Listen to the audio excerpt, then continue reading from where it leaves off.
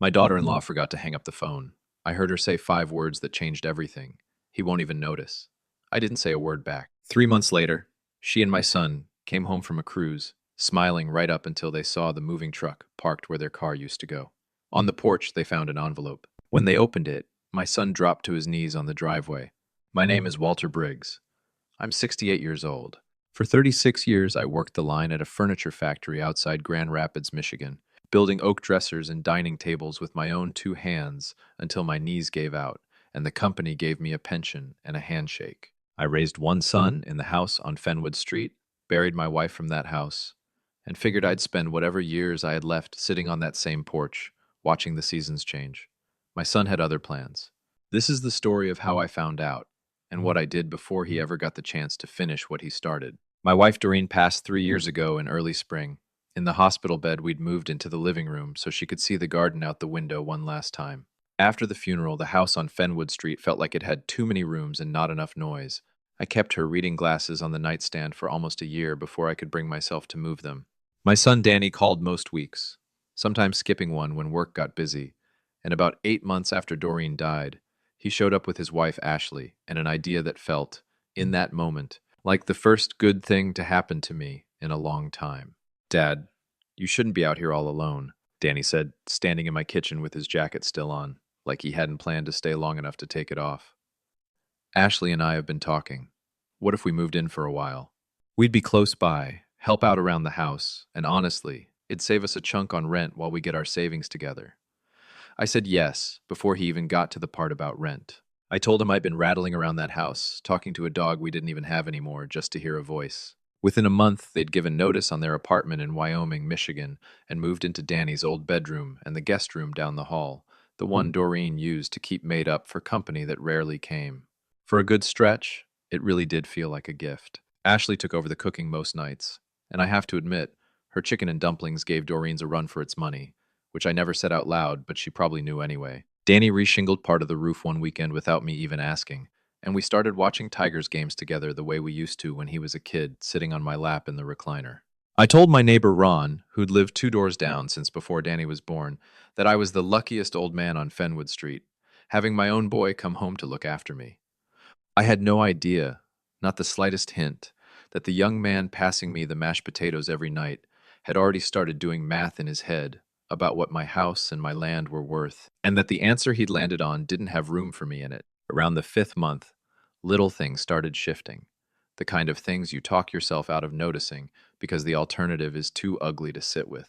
Ashley started referring to the house as our place when she was on the phone with her mother in the next room, loud enough that I couldn't pretend I hadn't heard it. She swapped out the curtains in the living room. The yellow ones Doreen had sewn herself on our old Singer machine, and told me the new gray ones just fit the space better. Danny started asking more questions about my finances, whether my pension covered everything, whether I still owed anything on the house, which I hadn't since 1998. I told myself a son ought to know these things in case something happened to me. That's a normal thing for a son to ask about.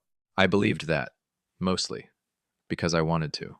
One evening over meatloaf, Danny mentioned that a guy he worked with had just sold his late father's farmhouse out past Rockford for close to $650,000, cash, inside of 3 weeks. Land like that doesn't sit on the market long these days, he said, not quite looking at me, looking instead at the window that faced our own 2 acres. Something about the way he said it made the hair stand up on my arms, though I couldn't have explained why right then. A week later, Ashley started having a woman named Deborah over for coffee on Wednesday afternoons, a woman she introduced as an old friend from nursing school. It wasn't until much later that I found out Deborah sold real estate, and that she'd already walked my property line with a clipboard while I was at the pharmacy picking up my blood pressure medication. Looking back on it now, all of it lines up clean as a fence row. At the time, I just saw a son and his wife getting comfortable, and an old man grateful to have company at the table again. I want you to hold on to that feeling, that trust, because it's the same trust that made everything that came after cut so much deeper once I understood what had actually been happening under my own roof for the better part of a year. Around month 7, Danny started saying things like, "Dad, you've been forgetting stuff lately, even on days when I hadn't forgotten a single thing." I left my truck keys in the door lock one morning, same as I'd done 100 times over the years, and by supper, Danny was telling Ashley across the table talking about me like I wasn't 3 feet away, that it was starting to worry him, how I was slipping. I laughed it off. Told him everybody misplaces something now and then. That's just being a person. He didn't laugh. He started coming with me to my checkups at the clinic, even though I'd been driving myself to that same building for 15 years without so much as a fender bender. And he'd sit in there asking Dr. Osei questions about memory screenings and early signs of decline, questions I never asked for and didn't want answered. Ashley started leaving pamphlets on the kitchen table, the glossy kind with soft lighting and gray-haired folks laughing over card games on the cover. Brochures for places with names like Cedar Hollow and Restful Pines. When I asked her about it, she said, sweet as pie. Oh, those are just for down the line, Walter, in case we ever need to look into it. Down the line. That's exactly the phrase she used, and it stuck in my head like a splinter. I didn't say anything. I didn't want to be the old man throwing accusations at his own family over a stack of pretty paper. So I kept my mouth shut, kept eating supper, kept saying thank you for their concern, while some part of me, the part that spent 36 years reading whether a foreman was telling me the truth about a defective batch of lumber, started paying real close attention to every word coming out of my son's mouth.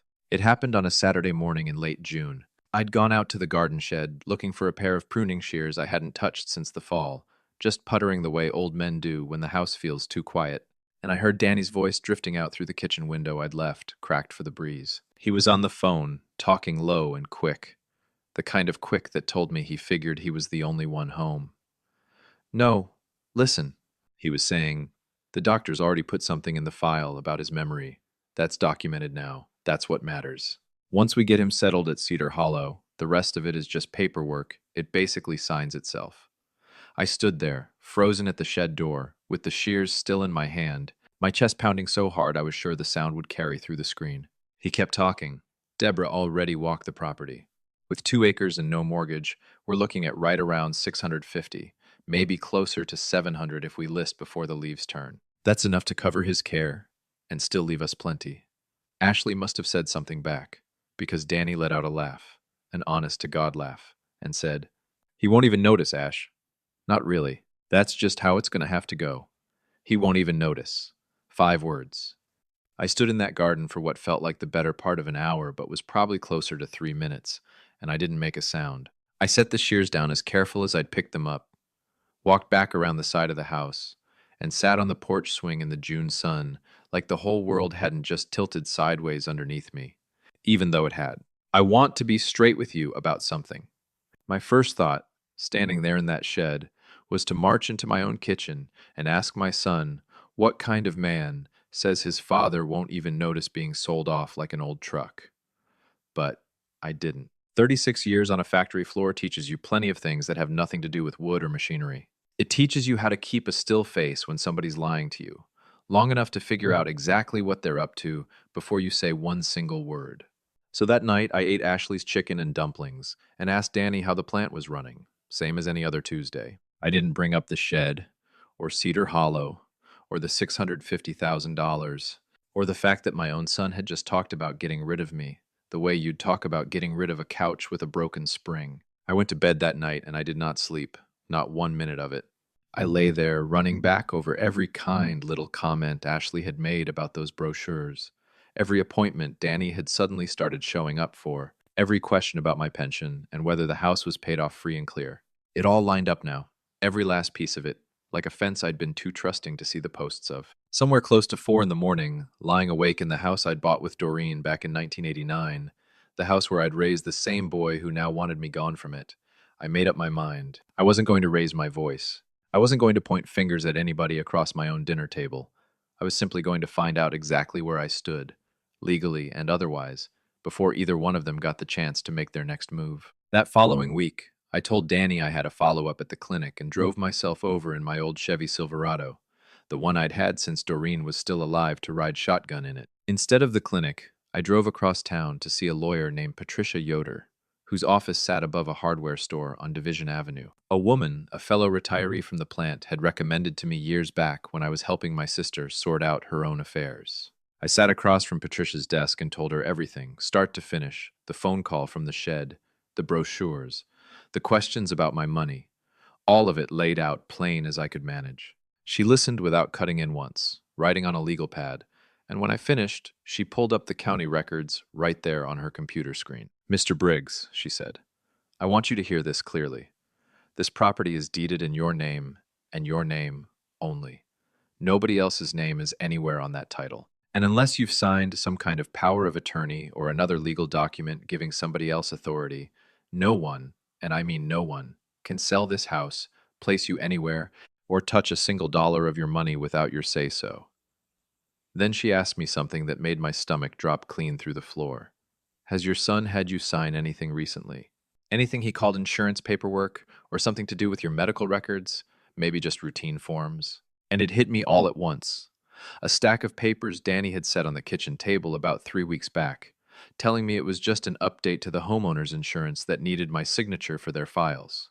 I hadn't signed it yet, kept telling myself I'd get to it once I found my good pen, kept putting it off the way you put off anything that doesn't feel quite right without knowing exactly why. Patricia told me to bring those papers in right away, and when I did, 2 days later, she confirmed exactly what we'd both already started to suspect. They weren't insurance forms at all. They were a durable power of attorney, handing Danny complete legal control over my finances, my medical decisions, and my house. I never signed it, and I never will, but finding it changed something in me.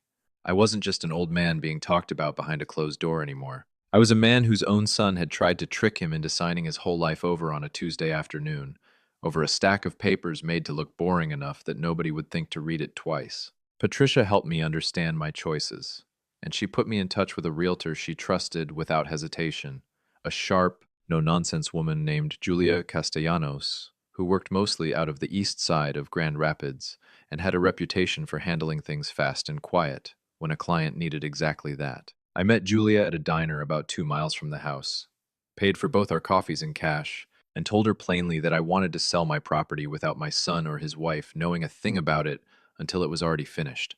Julia didn't ask why. She just nodded like she'd sat across from this exact kind of story more than a few times in her career, and told me 2 acres with no mortgage and a house in good shape could bring somewhere between 600,000 and 700,000 if we found the right buyer and moved without dragging our feet. I opened a new account at a credit union on the other side of town that Danny had never heard of, had my mail rerouted to a post office box, and started meeting with Julia every Thursday afternoon while Danny and Ashley believed I was at physical therapy for my hip. For the first time in close to a year, I felt like I was holding the good cards again, and I won't lie to you, it felt better than almost anything had in a long while. To keep Danny and Ashley comfortable and looking the other way, I did something that still puts a little smile on my face when I think back on it. I let them take me on a tour out to Cedar Hollow. I walked those hallways smelling like lemon polish and listened to the coordinator talk about bingo nights and the walking club, and I told her the dining room had a real nice view of the courtyard, all the while knowing full well I had no intention on this earth of ever living there. Danny looked so pleased with himself in the truck afterward, telling Ashley on the phone that I'd seemed real open to the idea, that I nearly felt sorry for the boy. Nearly. Meanwhile, Julia had listed my property through a private, word-of-mouth channel that never showed up on the sites Danny or Ashley might come across, scrolling on a lazy evening, marketed quietly to a small circle of serious buyers she'd worked with before. Within 11 days, we had 2 solid offers on the table. The one we took came from a young couple, Marcus and Renee Coleman, expecting their second child, who'd fallen hard for the old barn out back where I used to keep Doreen's canning supplies. Their offer landed at $670,000, cash, with a closing date that could move as fast as we needed and no strings attached. Exactly the kind of clean deal Patricia had told me to hold out for. I sat in Julia's office and signed that agreement with a hand a lot steadier than I'd figured it would be, thinking the whole time about my son's voice drifting out that kitchen window saying he won't even notice, like it was nothing at all. "Well, Danny," I remember thinking as I put my name down, "somebody sure enough is going to notice. It just isn't going to be the somebody you were counting on." About 2 weeks after I signed, Danny came home from work looking like he'd won the lottery, the same look he used to get as a boy when his name got called for the school play. His company was sending him and Ashley on an anniversary cruise out of Miami, 10 days, mostly paid for through some work bonus program, and Ashley was already talking about the excursions they'd booked in Cozumel. "Perfect timing, Dad," Danny told me over supper, not knowing how right those words were about to turn out to be. "While we're gone, maybe you can really think hard on Cedar Hollow. Might even be worth putting a deposit down before we get back. Get things moving." I told him I'd give it some thought. Same calm voice I'd been using for weeks by then, and in my head I was doing the arithmetic. Julia and Patricia had already worked out that closing could happen in as little as 10 days once both sides signed the final paperwork, and the Colemans, eager as could be and already approved for their financing, were ready to move the second I gave the word. Danny and Ashley left for the airport on a Tuesday morning, suitcases stacked by the door, Ashley reminding me twice to water her tomato plants on the back porch while they were gone. I stood in the driveway and waved as Danny's car pulled out onto Fenwood Street, the same street he used to ride his bicycle down without training wheels for the first time. The moment that car turned the corner and disappeared past the Hendersons' place, I called Julia and told her one thing: move the closing up. Let's get it done this week while they're away, before either one of them has a chance to come home and try to put a stop to what was already rolling. The closing happened on a Thursday, 6 days into their trip, in a small back office at the title company off Plainfield Avenue. Marcus and Renee Coleman sat across the table from me, Renee's hand resting easy on her belly. Both of them lit up, talking about their older boy, already picking out which room would be his. I signed page after page, feeling a little lighter with every stroke of the pen. When it was finished, Julia handed me a check for $670,000, minus her fee. More money than I'd ever held in my hand in 68 years on this earth. I'd already found my own new place by then. A small independent living cottage out at a community called Blue Spruce Landing, 20 minutes north, with a little garden plot out back and a wood shop in the community building I could putter in whenever the mood struck. Nobody handed me that pamphlet. I found it myself, walked through it myself, paid the deposit in cash myself, and signed my own name on my own lease without a single soul standing over my shoulder telling me it was for the best. I spent that Thursday afternoon and the whole of Friday with 2 movers I'd hired weeks earlier on the quiet, packing up 30-some years of a life. Doreen's china, my father's old toolbox, the photographs off the stairwell wall, everything that actually meant something, and leaving behind what I didn't need for the Colemans, who were tickled to take most of the furniture off my hands at a fair price. By Friday evening, the house on Fenwood Street belonged, free and clear, to Marcus and Renee Coleman. The locks had already been swapped out by a locksmith Julie had lined up in advance, and I was sitting in my new little living room out at Blue Spruce Landing, watching the sun drop behind the tree line with a cup of coffee going cold in my hand, feeling more settled than I had in longer than I cared to count. Before I left Fenwood Street that last time, I sat down at the kitchen table where Doreen and I had shared 30 years of Sunday breakfasts, and I wrote one final letter, not out of spite, just out of wanting to be honest. I sealed it in an envelope with Danny's name written across the front, in the same hand I'd used, signing his permission slips for school trips 40 years back, and I taped it to the porch railing right where I knew he'd see it before he ever noticed the moving truck tracks in the gravel. I told him I knew everything. I told him I'd been standing at that garden shed on a Saturday morning in June with a pair of pruning shears in my hand, when I heard him tell Ashley on the phone that I wouldn't even notice, and that I'd heard him talk about $650,000 like it was already sitting in their account. I told him the house had been sold, honest and legal, to a good young family who I believed would love that land the way it deserved to be loved. I told him I wasn't angry, not anymore, just carrying a kind of disappointment that sat heavier than anger ever could, and that I hoped one day he'd understand exactly what it feels like to be the person somebody else quietly decides is in the way. I told him not to bother calling my old cell number, since I'd already closed it out, but that I'd pick up if he ever called simply to say he was sorry and actually meant it down in his bones. I signed it the way I'd signed every birthday card, to that boy, since he was 6 years old. Love, Dad. Then I locked the door behind me for the very last time, climbed into my truck, and drove out of Fenwood Street without once looking in the mirror. Danny told me later, though it was a good 3 weeks before I heard any of it from his own mouth, that he and Ashley pulled into the driveway that Tuesday evening still tan from the ship's deck. Ashley already chattering about her tomato plants before the car was even in park. Danny walked up to the porch with his key out, same as he'd done 10,000 times, and it wouldn't turn. He figured the lock was stuck, jiggled it, tried it again, hollered back to Ashley that something was wrong with the door. That's when Marcus Coleman opened it from the inside, confused, their older boy peeking out from behind his leg, asking Danny who he was and why he was trying to force his way into their house. According to my old neighbor Ron, who watched the whole thing play out from his own porch across the street where he'd lived for going on 40 years, Danny stood frozen on the steps for a good long stretch before he spotted the envelope taped to the railing with his name across the front. Ron said Ashley grabbed it first, standing right there in the yard in the last of the daylight, and that her hands started trembling somewhere around the second paragraph. He said Danny took it out of her hands when she couldn't get through it, read the rest himself standing stock still, and that's when he dropped, right down onto both knees in the gravel driveway, in front of a family he'd never laid eyes on before, on a piece of land he'd figured he'd own outright inside of a year. Ron told me Ashley just stood there with her hand over her mouth. Danny stayed down on his knees a long while, that letter shaking in his fist, staring up at a house that no longer held one single thing that belonged to him. My phone started buzzing about 6 minutes later. I let it ring, that first night, and every night after for 3 days straight. Danny called me 26 times over those 3 days. I let every one of them roll to voicemail, not to be cruel about it, but because I needed him to sit for a while inside the exact feeling he'd been so ready to hand off to me without a second thought. On the fourth day, sitting out on the little patio at Blue Spruce Landing with the evening cooling off and the crickets just starting up, I finally answered. His voice broke apart the second he heard mine. "Dad, please," he said. "We didn't mean it the way it sounded. We can fix this. Just tell us where you're at." I let him talk himself out for a good while. Let him work through the apologies and the excuses about money being tight and things just spiraling before either of them meant for it to. And when he finally ran out of words, I told him the truth, plain as I could lay it out.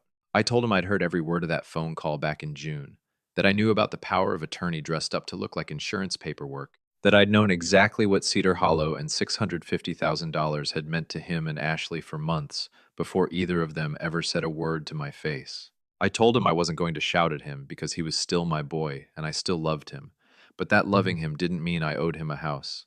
I'd spent 36 years on a factory floor paying for, especially not once he'd decided on his own that I wasn't worth noticing. I told him I was happy, truly happy, in a place I'd picked out for myself, around folks my own age, who talked with me instead of about me. Before I hung up, I told him the door wasn't shut forever, but that it would only open back up once he was ready to see me as his father again, and not as $650,000 standing between him and the life he'd already started planning without me in it. I set the phone down on the little table next to my coffee and looked out over the garden plot I'd already started clearing. For tomatoes come spring, feeling something close to peace for the first time in longer than I could rightly remember. If you've made it this far with me, you already know exactly what it feels like the day a quiet man finally stops staying quiet.